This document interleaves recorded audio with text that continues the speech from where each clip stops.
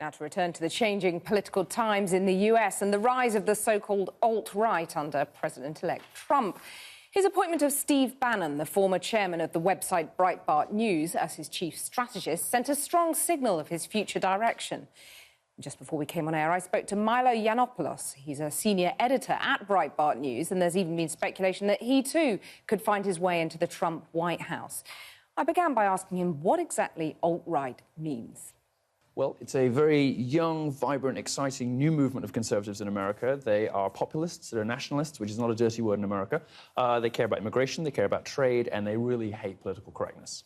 And you would describe yourself as one of the sort of cheerleaders? No, the media is desperate to crown me the queen of it. All I've ever done as a reporter is give them a fair hearing, give them a fair crack of the whip in the press. For that crime, I have been called all sorts of awful names. But they're too extreme even for you, then? No, I wouldn't say that. We're fellow travellers on some issues, but, you know, I'm very pro-Iraq, I'm very pro-Israel. There are all sorts of, you know, points of difference, I think. Do you think your erstwhile boss, Steve Bannon, chairman of Breitbart and Trump's chief strategist, do you think he has horribly regressive attitudes? He's been described by some liberals an anti-Semite, a white nationalist. Have they got that wrong? Well, Breitbart is a company staffed almost entirely by Jews. I am a gay Jew, and he made me into a star. He, you know, flew over from America to hire Raheem Kassam to run the London office, who is a, you know, brown-skinned Muslim.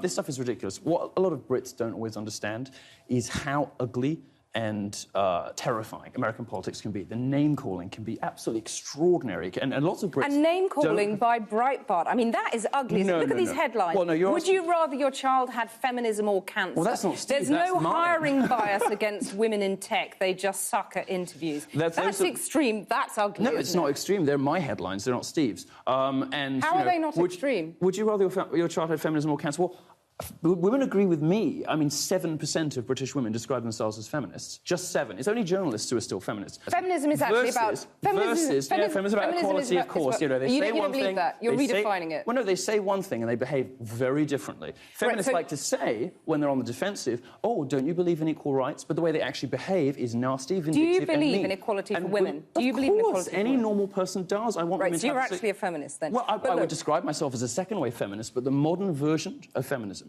this ugly, sociopathic, vindictive, mean, spiteful third-wave feminism, which, you know, which is defined by misandry.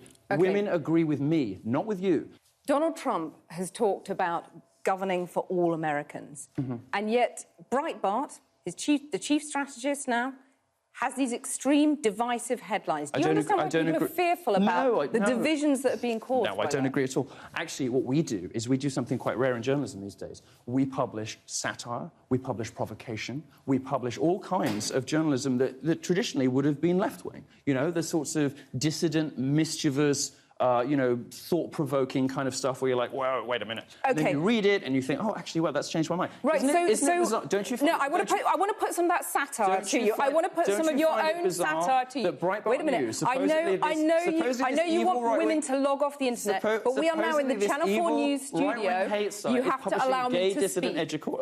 You said that women offended online should log off. You said, yes, we'll certainly let women onto the men's internet a few times a year, as long as you follow a few basic rules. You said, wait, let me finish. You said, mass Muslim immigration must stop, or people will know real rape culture. Are we supposed to just soak that up and take it as one big joke? Am I wrong about that? Am I wrong about that? Answer me. Are we supposed to just soak it up and take it as one big joke? You're supposed to treat it as it's intended and not wrench it from context. You know perfectly well that it is a provocation designed to make people think and perhaps to make them laugh. The guy who's behind all this provocation, the guy who hired you and turned you into a star, as you put it, is now chief strategist in the White House. What does it mean that someone who delighted in offending people, who delighted in having a laugh at Muslims and women, is now at the centre of power? I delight in offending people. I think the grievance brigade, victimhood, you know, the idea that hurt feelings are some kind of special currency, I think that needs to come to an end, and America agrees. What does that say about you? What does that say about the guy who is now the chief strategist? Should Steve Bannon care that people are offended? No, because America has been ruled for 30 years by people who are too worried about what other people feel, not what other people think, and too worried about feelings versus facts. For decades, America has been run by the grievance brigade, by social justice warriors, hand-wringers, feminists, Black Lives Matter, all these groups that are preoccupied with feelings first and facts later. They spread conspiracy theories and propaganda about the wage gap, campus rape culture. This stuff isn't real. What does it say about you, though? What does it say about Steve Bannon, who's now chief strategist, that you don't care about offending disabled people, ethnic minorities, women? You don't care about that. I don't care about offence-taking. I care about facts. I don't care about your feelings. But I thought you believed in a post-fact universe. So who? That's one of your quotes. Is it? We live in a post-fact era. It's wonderful, you said. Yes, what I meant from that was just telling the facts are no longer enough. You now have to be persuasive and charismatic and interesting and funny. Just telling people things isn't enough anymore. Milo Yiannopoulos talking to me earlier. I'm joined now from New York by Varsha Sharma, who's the managing editor of the Now This news organisation. Varsha Sharma, have Liberals got the right idea about how to take the alt-right on? I mean, I think that there's a lot of room for improvement in terms of how Liberals and progressives are going to take on the Trump presidency. I think that there's a lot of reckoning to be done in terms of how the media in the U.S. especially covered this campaign, given the results. But I just want to point out that I think the new alt-right argument, as exemplified by Milo there, is basically toss all the names that you're thrown at and just say, oh, it's actually the other side that's doing them, without actually answering for any of the many headlines that you mentioned. He says it's all a big joke, though. It's all a big wind-up, and that, you know, liberal people are falling into this trap of getting wound up by them. I mean, I have to say it's not about Liberals getting wound up, but it's about Liberals calling out racism, sexism, misogyny, fear of the other when they see it. So to Milo, he may think that what Breitbart is doing is satire, but, you know, a couple of weeks after 9 black people were gunned down in a church here in Charleston, South Carolina, Breitbart, under Steve Bannon's leadership, published an article saying, this is why you should raise the Confederate flag high and proud. So that's not satire. That's actually something that is a real problem in America when you're encouraging sort of white supremacist ideas when black people are being shot. I mean, it has to be said, though, that your news organisation didn't reach the people who voted for Trump, and Trump carries on tweeting and reaching those people directly. What do you do about that?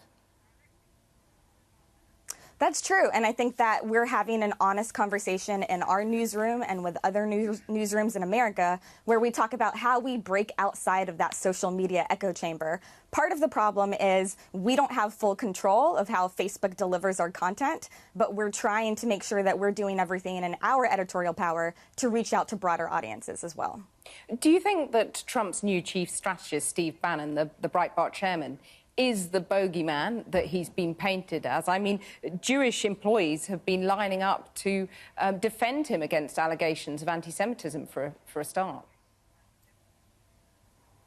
Right, and I understand that their argument is because he hires Jews, he can't possibly be an anti-Semite, but you also have to look at the facts, despite what Milo and others say. And the facts are that in court under testimony, his wife said that Bannon didn't want his children going to school with Jews, that he didn't like seeing books about Hanukkah in the school library.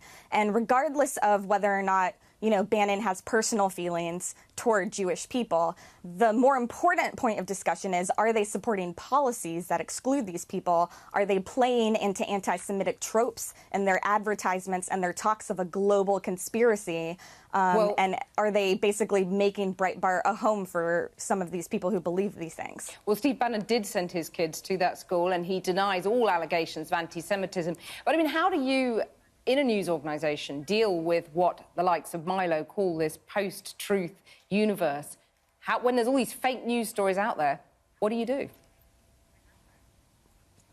It's difficult, but I think that what journalists have to remember is we are there to inform audiences. So we have, despite whatever the American public may be feeling or the alt-right may be feeling, we do have an obligation to tell the truth and to back up our arguments with facts. So I think that, we need to maybe lessen some of our tones in terms of trying to call out other people, but just calling them out with the facts. So one of the videos that we did at Now This was, okay, here's Steve Bannon in his own words. We're not telling you how to feel about him. We're presenting things that he said over the years about women, even about the current Republican Party, about how he wants to completely tear down the establishment in America. And it's not just us or liberals or progressives who's doing it. There are a lot of Republicans and moderates who are fearful fearful of Bannon as well. Glenn Beck, John Weaver, these are high-profile conservative voices calling him out. Versha Sharma, thank you very much for joining us.